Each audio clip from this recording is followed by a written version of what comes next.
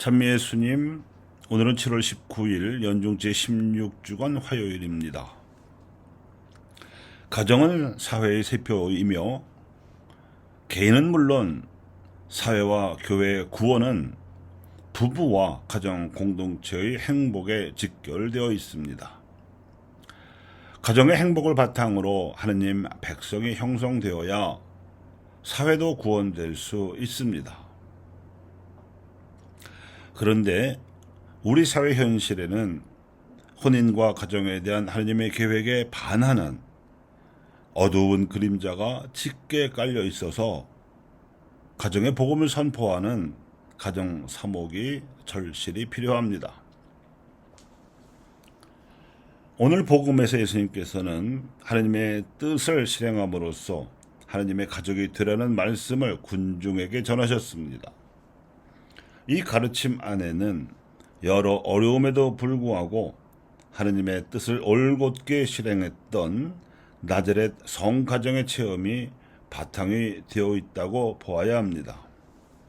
성모 마리아께서 아직 혼인하지 않은 몸으로 아기를 잉태했던 일도 그렇고 약혼자였던 요셉이 이를 알고 괴로워하다가 천사의 개입으로 극적으로 파혼의 위기를 넘긴 일도 그러합니다.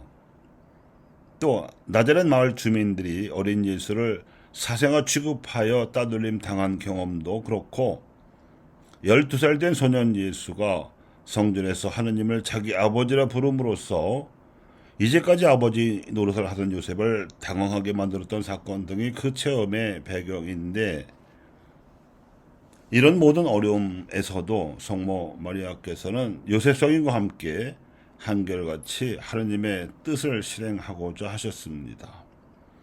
그래서 당신 어머니께 대한 자신감에서 이런 가르침을 예수님께서 발설하실 수 있으셨을 것입니다. 세상에 어려움을 안고 있지 않은 가정은 단 하나도 없습니다만, 이러한 나자렛 성가정의 모범이 이 가정들이 자신들의 어려움을 이겨내는데 큰 힘이 되어 줍니다. 그래서 가톨릭 교회는 교회 일치를 이루기 위해 거행하는 성품 성사와 같은 품위로 혼배 성사를 거행합니다. 이로써 맺어진 신자 가정은 하느님 가족의 기본 단위입니다.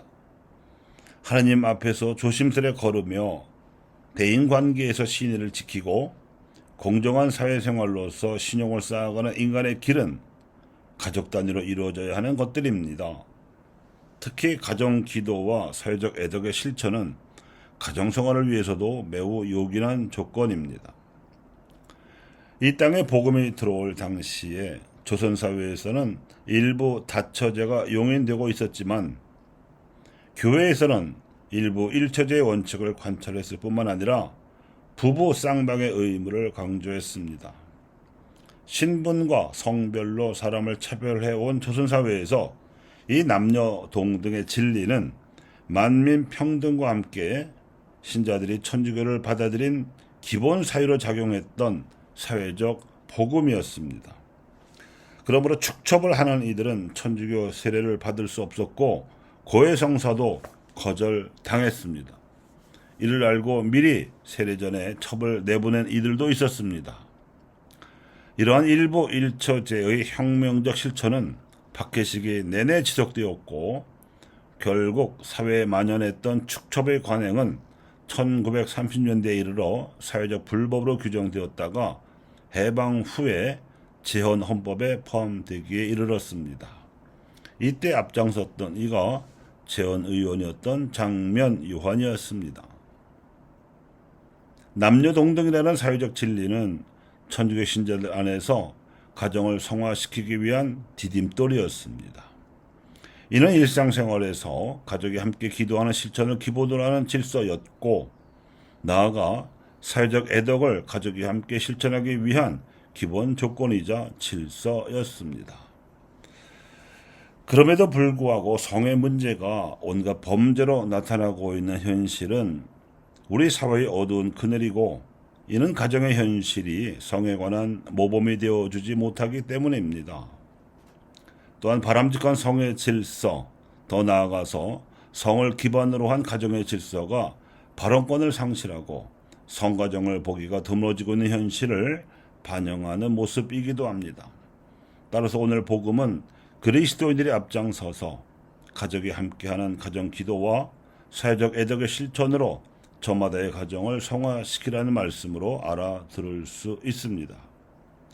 혈연이 아닌 그리스도인들 사이에서도 하느님의 가족이라는 의식을 가져야 하지만 가족이 하느님의 뜻을 실행한다면 이보다 더 바람직할 것이기 때문입니다.